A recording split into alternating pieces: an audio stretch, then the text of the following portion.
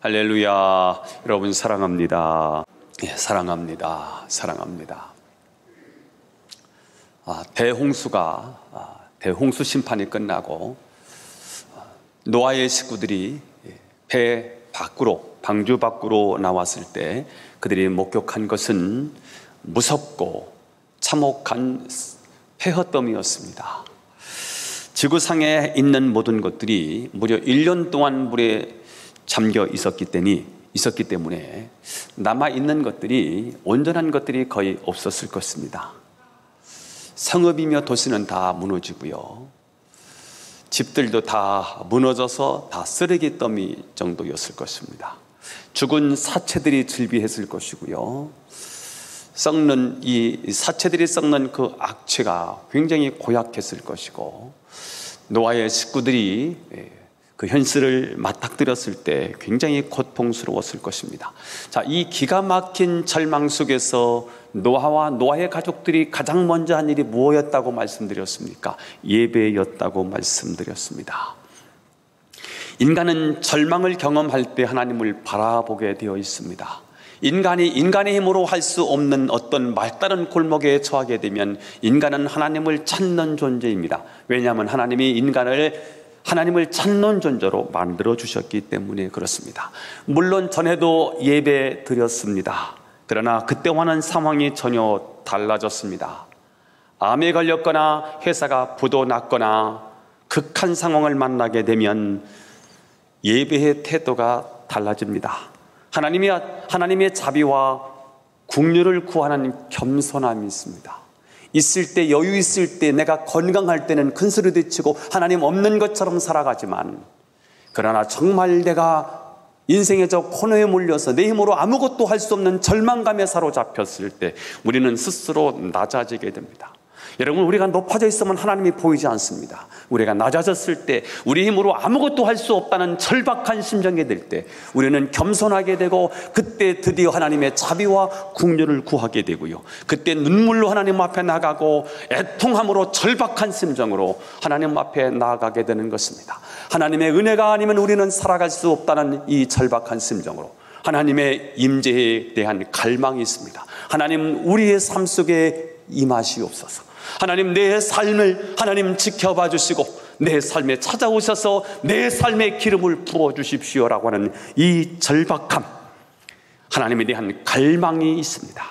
노아는 그 폐허더미 속에서, 하나님, 이런 폐허 속에서, 이런 절망적인 상황에서 내가 무엇을 할 수 있겠습니까? 내가 어떻게 살아갈 수 있겠습니까? 라고 하는 이 절박한 심정으로 하나님 앞에 예배를 드리게 될 때 하나님께서는 그들이 드리는 예배 가운데 찾아오셨습니다. 예배는 무엇입니까? 예배는 하나님의 임재입니다.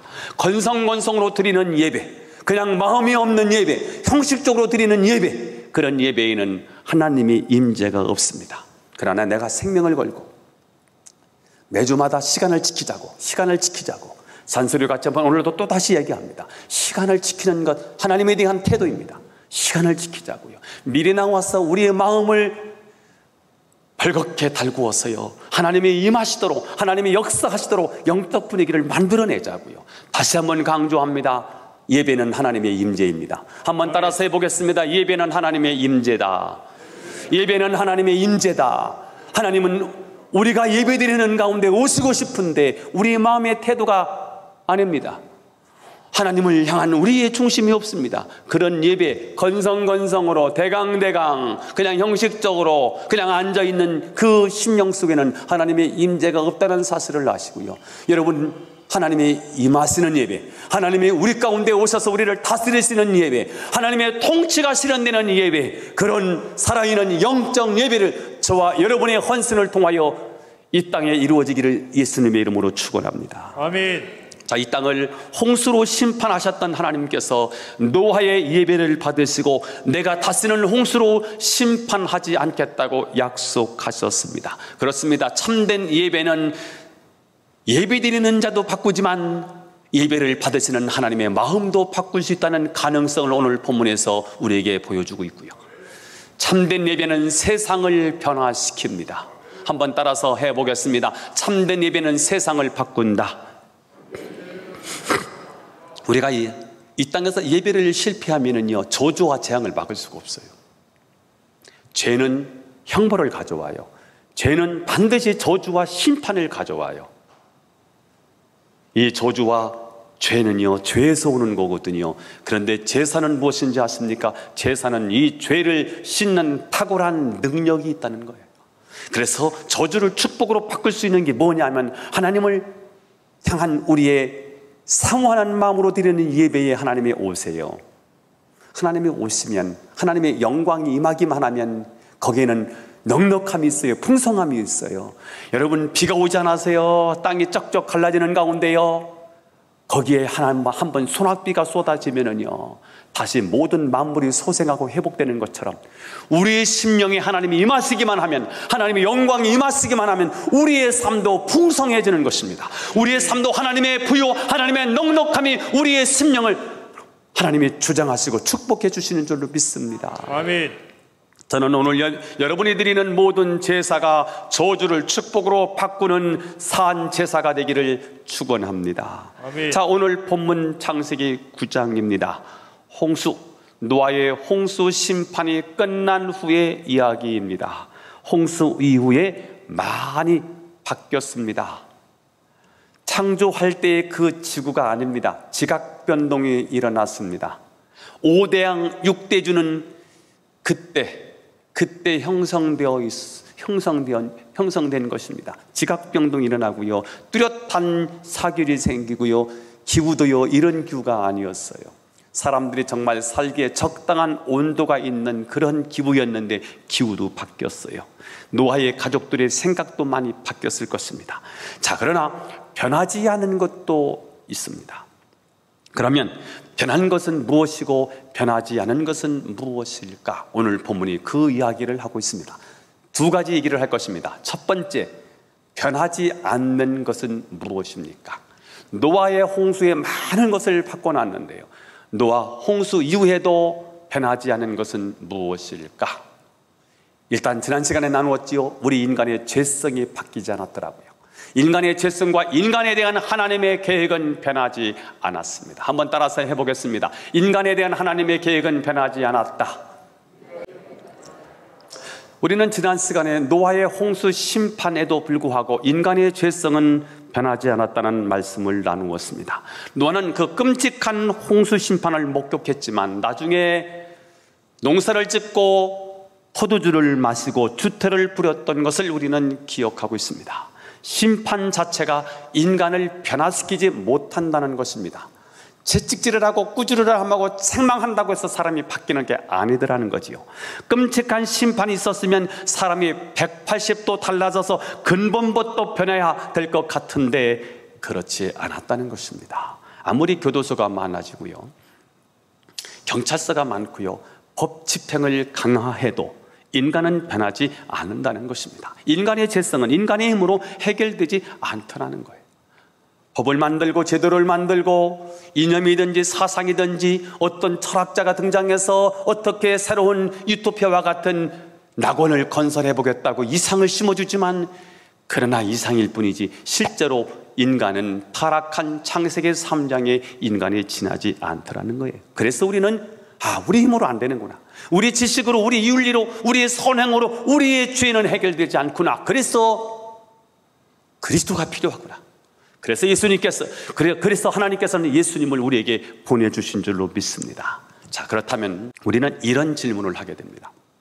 아니, 홍수 심판으로도 변하지 않는 인간이라면 완전히 홍수로 쓸어버리시고 다시 인간을 창조하시면 될 거 아닌가? 무에서 유를 창조하시는 분이 굳이 노아의 식구들을 통해서 다시 시작할 이유가 무엇이 있을까? 굉장히 타당한 질문이고 합리적인 질문입니다. 그러나 여러분, 하나님의 창조하신 아담과 하와가 왜 타락했을까요? 부족하고 불완전한 창조였기 때문에 타락한 것일까요? 아닙니다. 스스로 판단하고 스스로 생각하고 스스로 결정할 수 있는 완벽한 인간으로 창조되었기 때문에 타락할 수 있었던 것입니다. 만약 기계로 만들었다면, 인격이 없는 로봇으로 만들었다면 아담과 하와는 타락하지 않았을 것입니다. 타락하지 않도록 세팅되어 있는 거예요. 자유의지가 없는 거예요.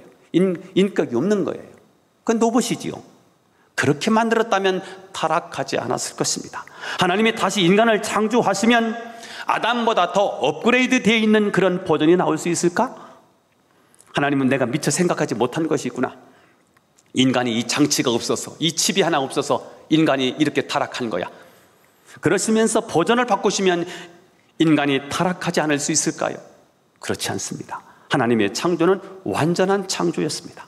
완전한 인간을 부여했기 때문에 그 능력이 하나님을 배반한 것이지, 하나님의 창조가 불완전하기 때문에 타락한 것이 아니라는 사실입니다. 아담과 하와에게 칩이 하나 부족하고 나사가 하나 빠져서 타락한 것이냐? 아니라는 것입니다. 하나님은 그렇게 창조하지 말 것을 후회한다. 내가 인간을 타락하지 않도록 만들 것, 내가 인간이 배반하지 않도록 중요한 칩 하나를, 그걸 하나 뺐어야 되는데 후회스럽다, 이렇게 말씀하지 않으셨어요. 하나님의 창조는 완전한 창조, 완벽한 창조인 줄 믿으시면 아멘. 아멘. 그래서 하나님은 홍수 심판에도 인간에 대한 당신의 계획을 바꾸지 않습니다. 오늘 본문이 1절에 그게 나와요. 읽어보도록 하겠습니다. 시작. 하나님이 노아와 그 아들들에게 복을 주시며 그들에게 이르시되 생육하고 번성하여 땅에 충만하라. 자, 이 명령은 하나님께서 이미 아담에게 창세기 1장 28절에서 주셨던 명령과 동일한 말씀입니다.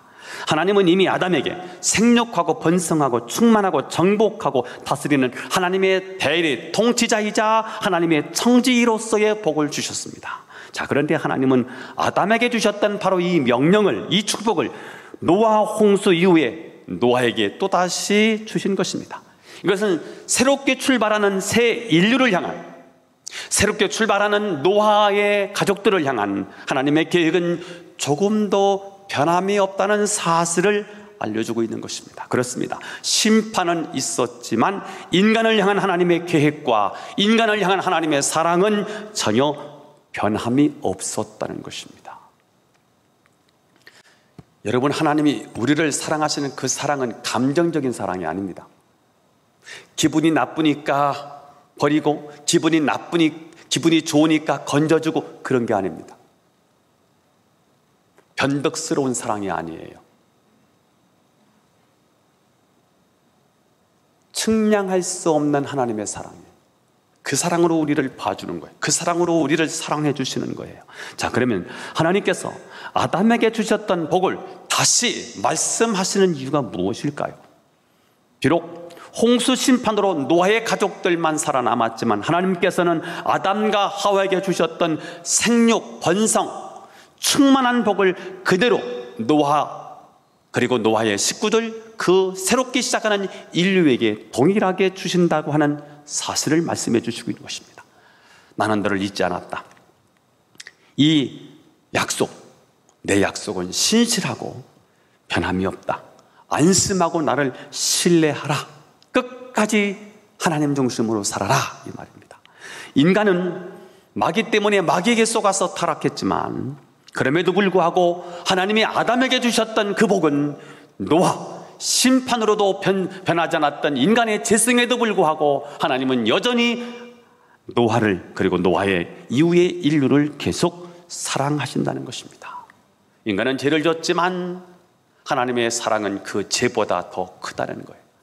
인간은 타락했지만 그 타락에도 불구하고 하나님은 인간을 더 사랑하신다는 것입니다. 아멘. 그렇습니다. 인간은 하나님께 대항했지만 하나님은 인간을 버리지 아니하시고 회개하면, 돌아오기만 하면 무조건 받아주시고요, 회복시켜 주신다는 거예요. 아멘. 복을 주신다는 거예요. 그분이 저와 여러분이 하나님이신 줄 믿어요. 아멘. 자, 오늘 본문을 묵상하면서 탕자의 비유가 생각이 났습니다. 아버지의 간섭이 싫었습니다. 아버지와 함께 사는 것이 꼭 묶여 사는 것 같아요. 내 마음대로 좀 하고 싶은데,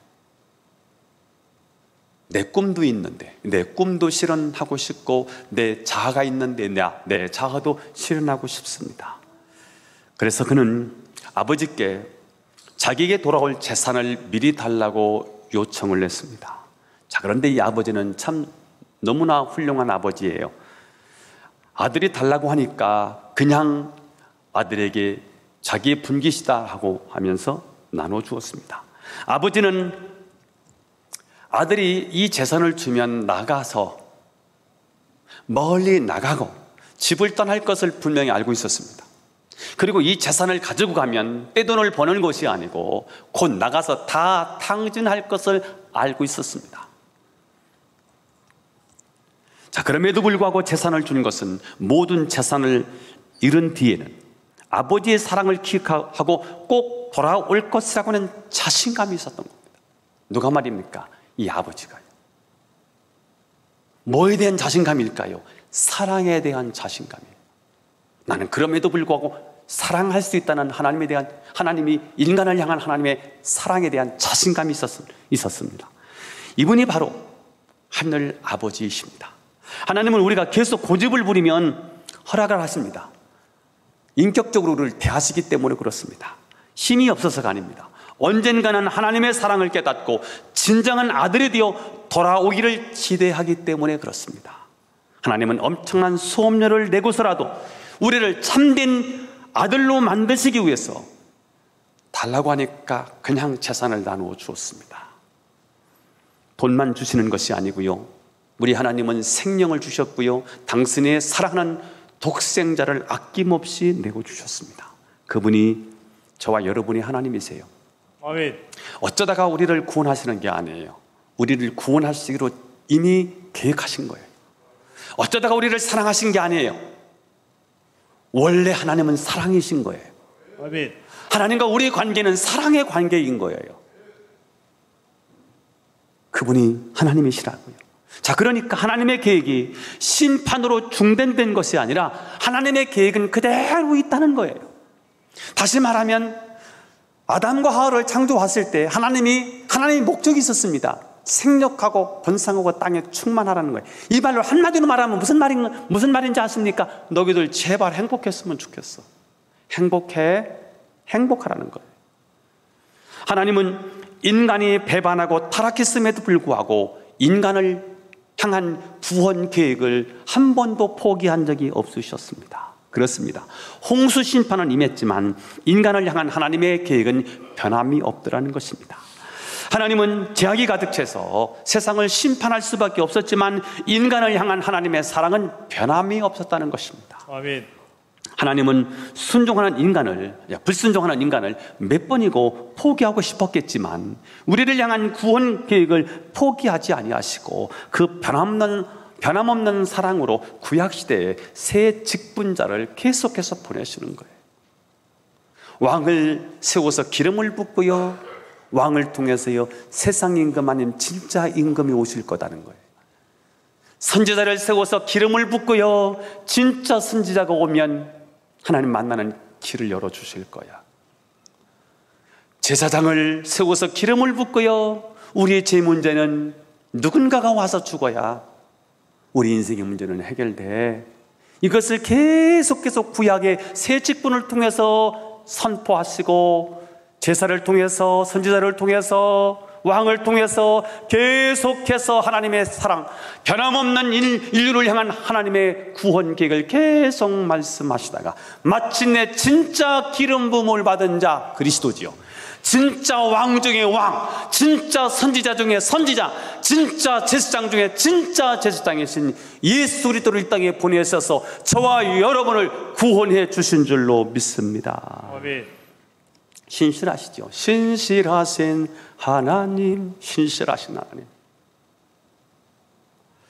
저는 여러분이 어떤 상황 속에서도 우리를 사랑하시고 보호하시는 그 신실하신 하나님을 신뢰하시면서 주님의 목적, 여러분을 부르신 목적, 생육하고 번성하고 땅에 충만하는 그 축복이 여러분에게 있기를 예수님의 이름으로 축원합니다. 아멘. 두 번째 이야기입니다. 첫 번째는 홍수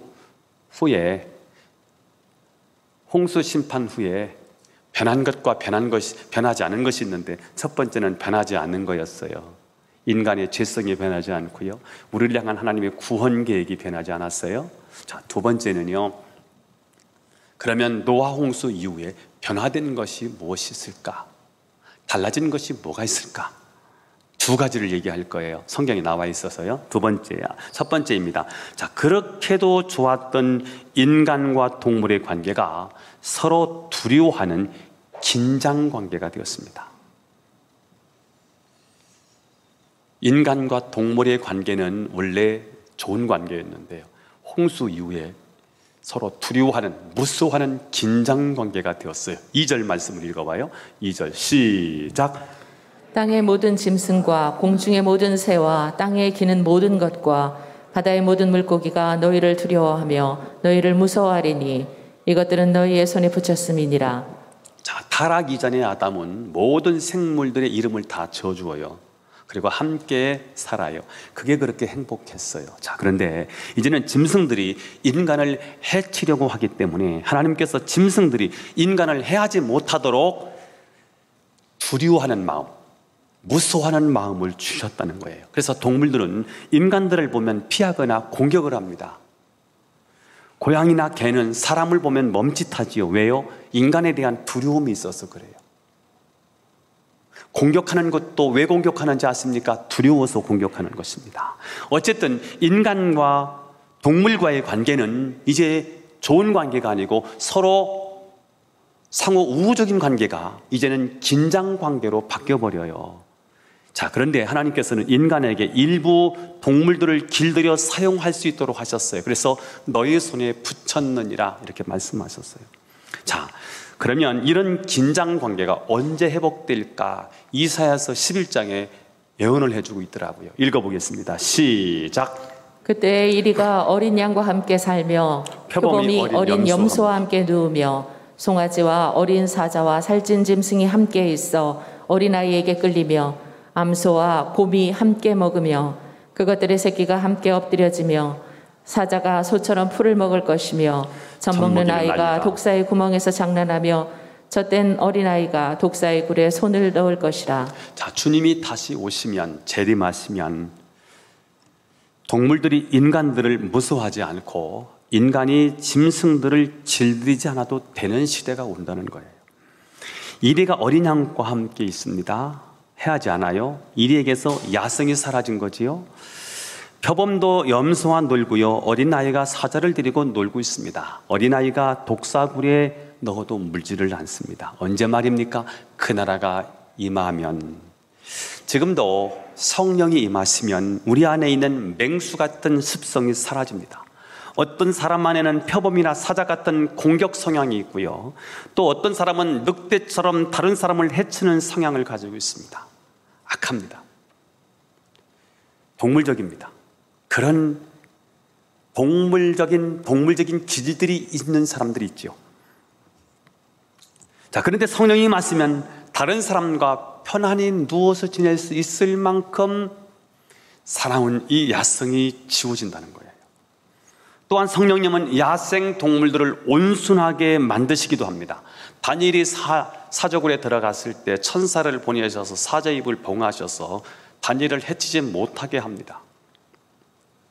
우리가 성령의 능력으로 살아갈 때 맹수같이 사납고 거친 사람들도 어린아이처럼 변하게 됩니다.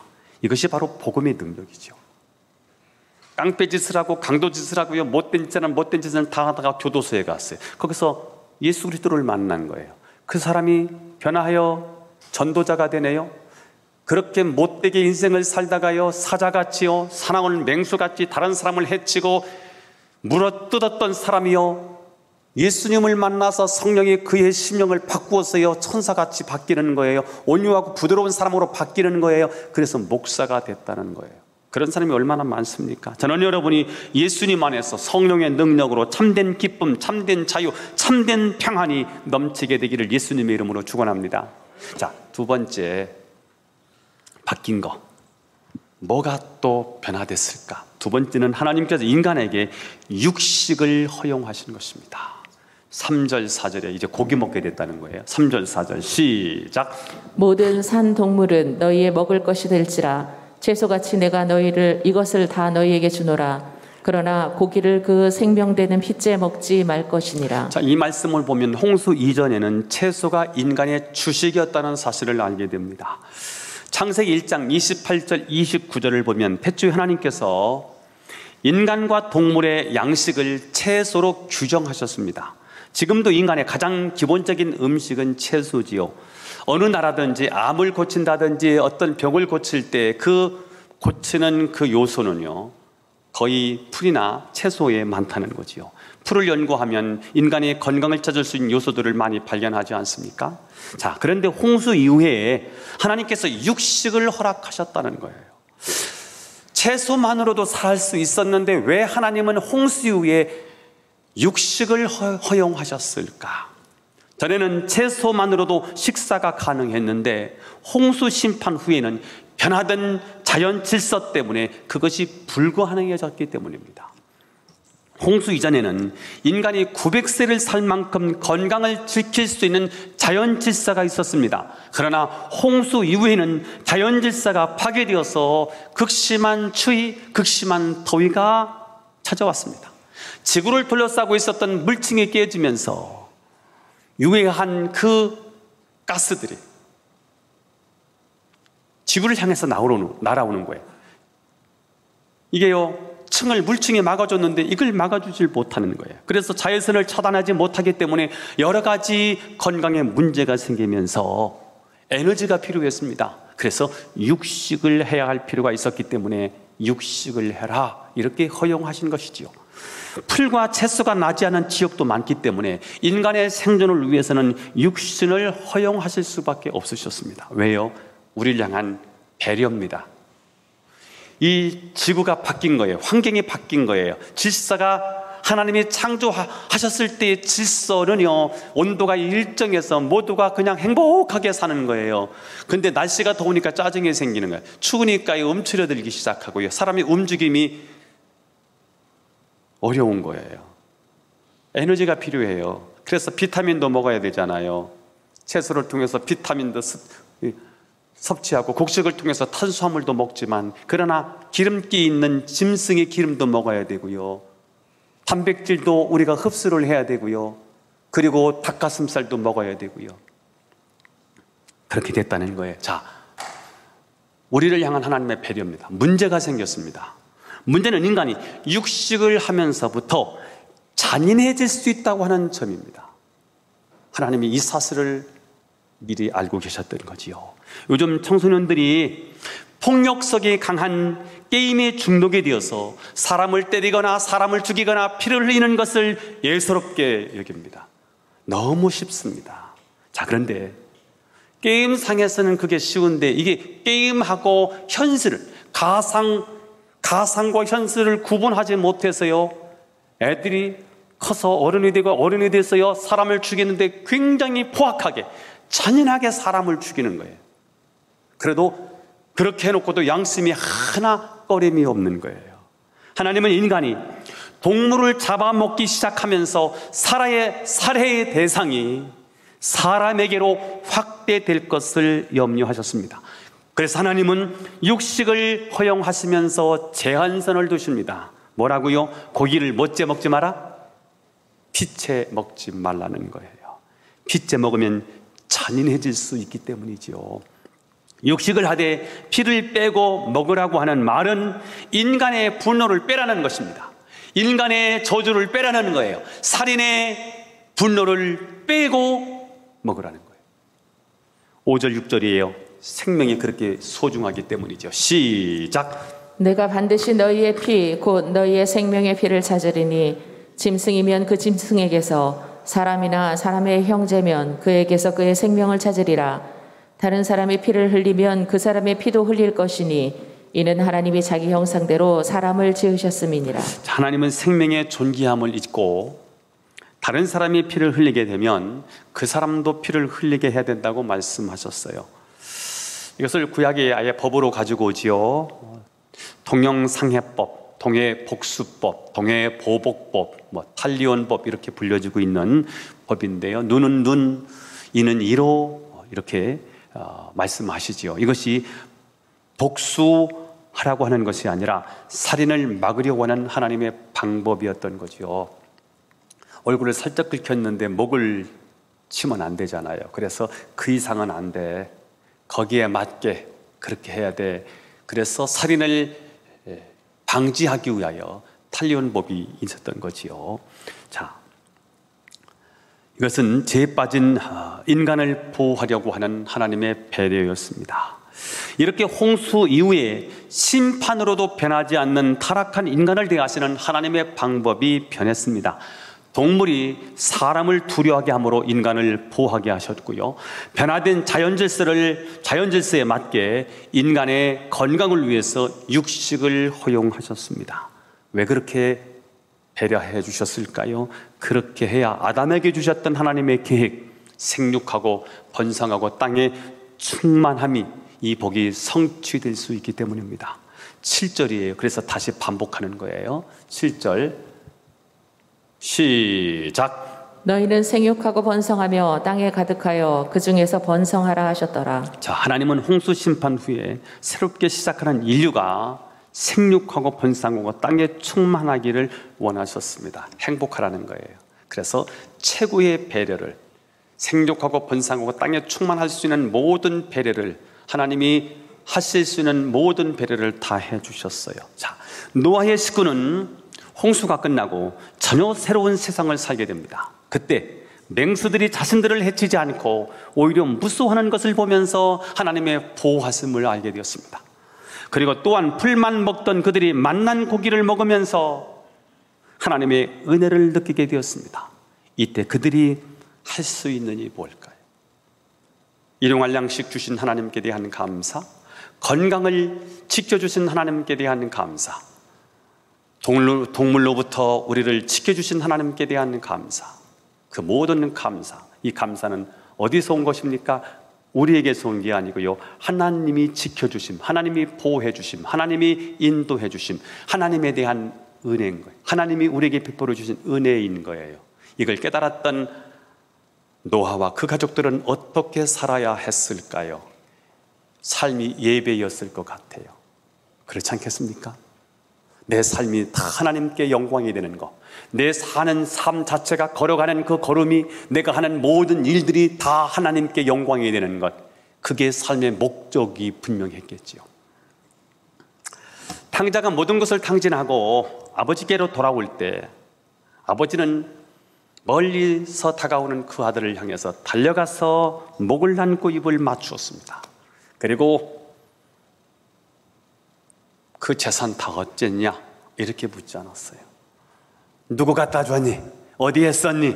그만큼의 많은 피 같은 재산을 너 어떻게 다 허비한 거냐? 이렇게 묻지 않았어요.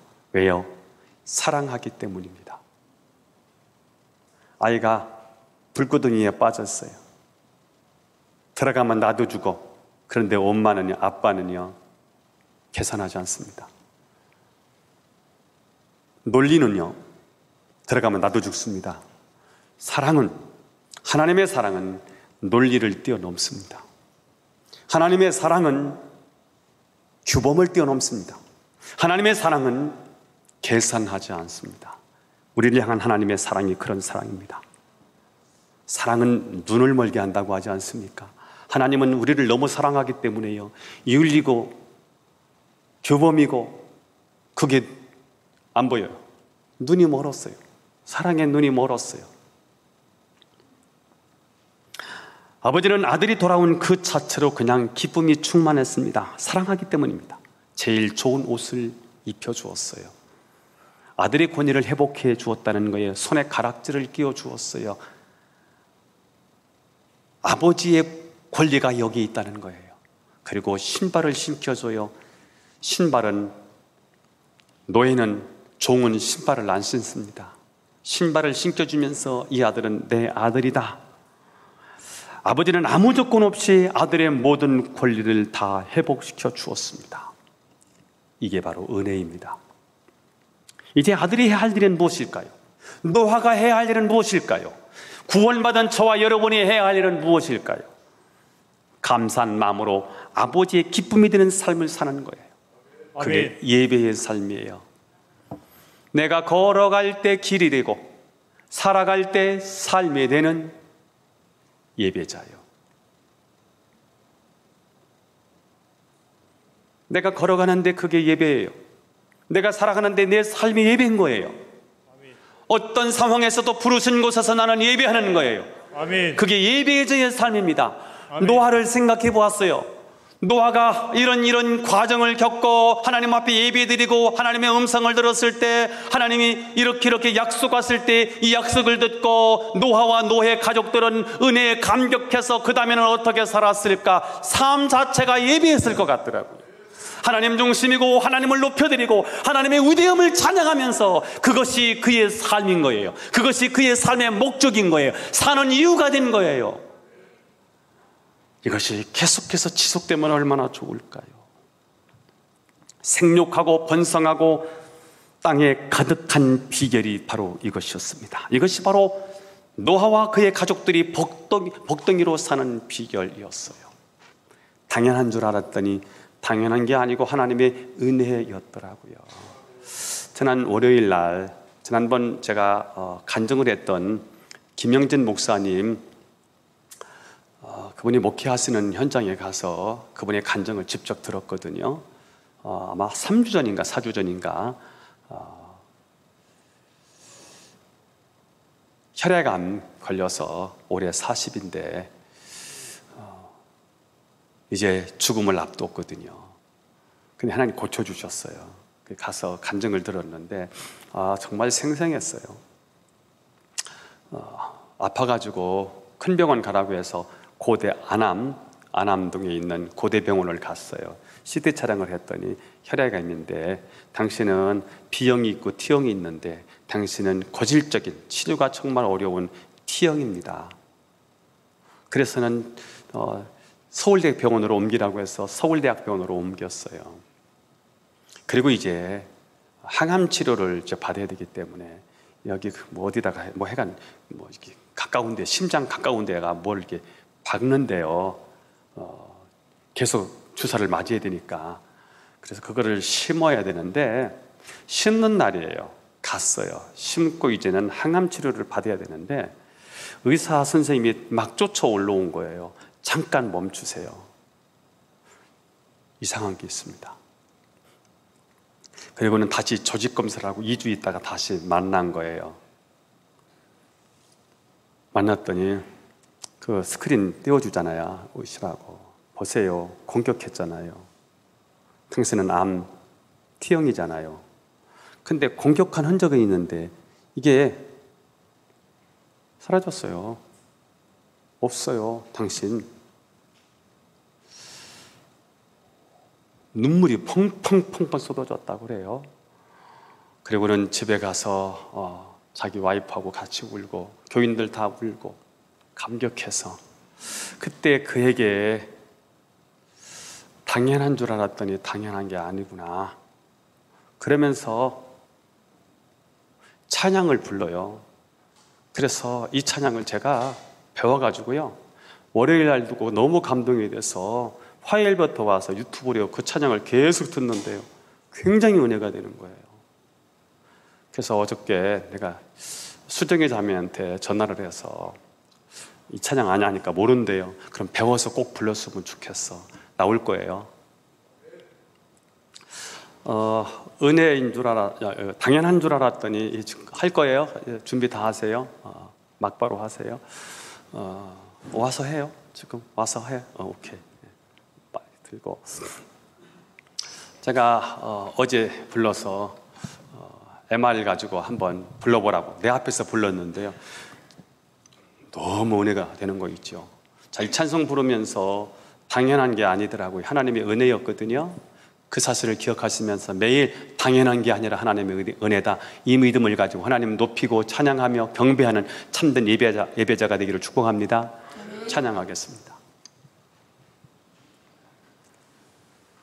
가사를 잘 보시면서 헌금 우연 준비해 주십시오.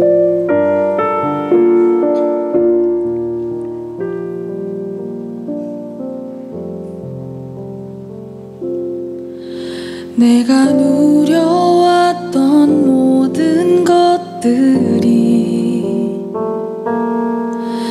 내가 지나왔던 모든 시간이, 내가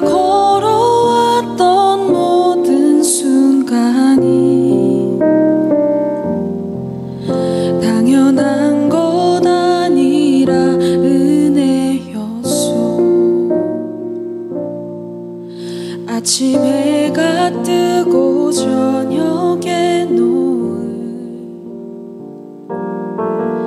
봄의 꽃향기와 가을의 열매 변하는 계절의 모든 순간이 당연한 것 아니라 은혜 요소 모든 것이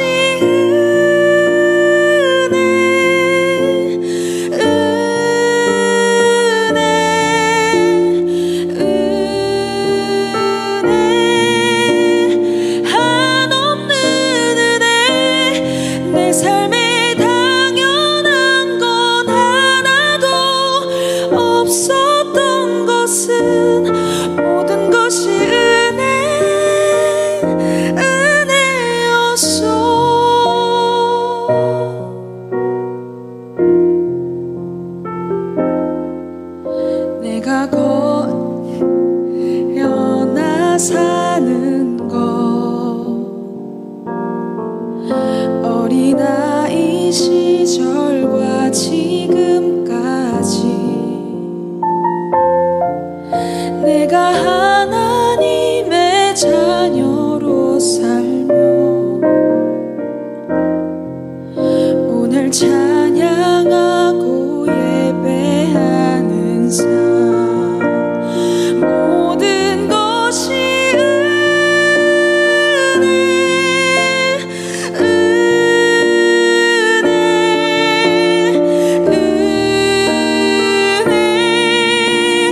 한없는 은혜 내 삶에 당연한 건 하나도 없었던 것은 모든 것이 은혜였어.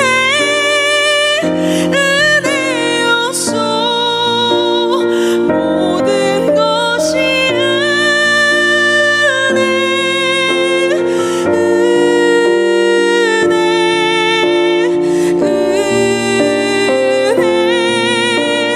한없는 은혜 내 삶에 당연한 건 하나도 없었던 것은 모든 것이 은혜였어.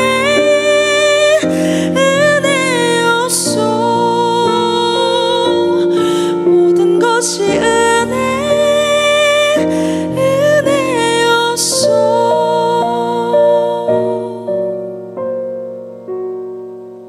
할렐루야. 하나님께 영광의 박수 올려드리겠습니다.